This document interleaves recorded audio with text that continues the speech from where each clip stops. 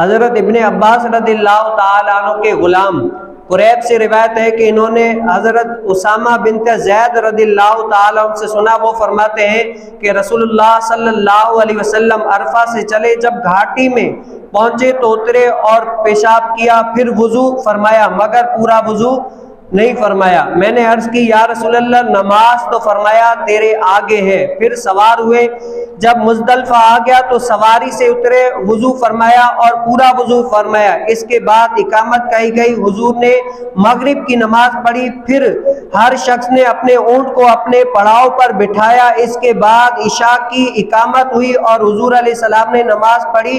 اس مغرب اور عشاء کے مابین کوئی نماز نہیں پڑھی۔ پہلے ہم جان لیتے ہیں جیسے عرفہ کہتے کس کو ہے؟ عرفہ جو ہے نا 9 ذی الحجہ کو کیا کہتے ہیں؟ عرفہ کہتے ہیں، اور عرفات بھی کہتے ہیں۔ اور مزدلفہ یعنی عرفات اور منہ کے مابین جو ایک میدان ہے نا، اس کو کیا کہتے ہیں؟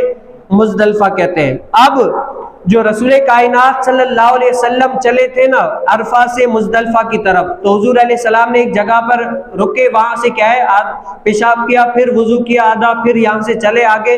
تو حضور علیہ السلام کو ایک صحابی نے عرض کیا یا رسول اللہ نماز، تو حضور علیہ السلام نے کیا فرمایا؟ نماز تیرے آگے ہے۔ اب یہ حضور علیہ السلام نے کیوں فرمایا، اس کی وجہ کیا تھی؟ اور صحابی کہتے ہیں کہ حضور علیہ السلام نے جو دوسرا وضو کیا تھا نا، وہ کس سے کیا تھا؟ آب زمزم سے۔ اب آیا آب زمزم سے وضو کرنا جائز ہے یا نہیں ہے؟ اور حضور علیہ السلام نے جو وضو کیا اس کے بارے میں علماء کرام کیا فرماتے ہیں؟ اب یہاں پر جو فرماتے ہیں کہ دوسرا، حضرت سیدنا علی رضی اللہ تعالیٰ سے روایت ہے کہ رسول کائنات صلی اللہ علیہ وسلم نے جو آب زمزم سے وضو فرمایا تھا نا، اس کے 2 وجہ ہیں۔ کیا ہے؟ پہلا یہ تھا کہ حضور علیہ السلام کے پاس دوسرا پانی موجود نہ تھا۔ اب اگر نماز کا ٹائم ہو جائے اور آپ کے پاس آب زمزم ہی ہے اور کوئی وجہ نہیں ہے، یعنی اور آپ پانی ڈھونڈیں گے تو نماز کا وقت نکل جائے گا اور آب زمزم ہے، تو اب شریعت حکم دیتی ہے کہ کیا ہے؟ اب آپ آب زمزم سے ہی وضو کر کے نماز ادا کر لیں۔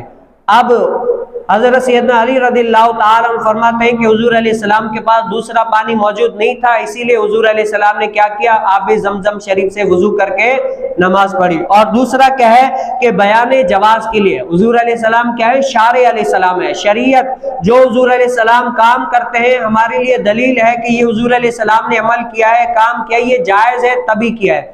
اب حضور علیہ السلام نے جو آب زمزم سے وضو کیا، یہ بیان جواز کے لیے، اگر کوئی مجبوری آ جائے یا کوئی وجہ آ جائے تو اس سے اگر وضو کرنا چاہے تو حضور علیہ السلام نے وضو کیا، اسی لیے ہمارے لیے بھی یہ کیا ہے؟ دلیل ہے کہ ہم بھی وضو کر سکتے ہیں۔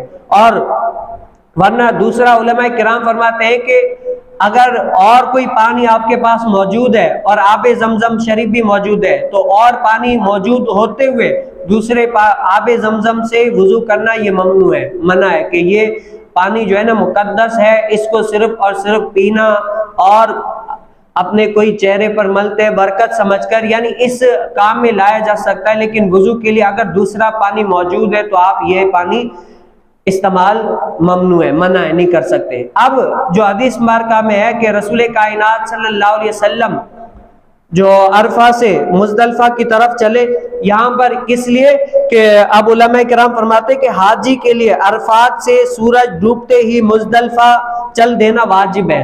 عرفات سے مزدلفہ کی طرف اللہ تعالیٰ ہم سب کو یہ مقام دکھائے۔ اب ہم تو پڑھ رہے ہیں، وہ دن بھی اللہ تعالیٰ لائے گا کہ ہم یہ مقامات دیکھیں گے انشاءاللہ۔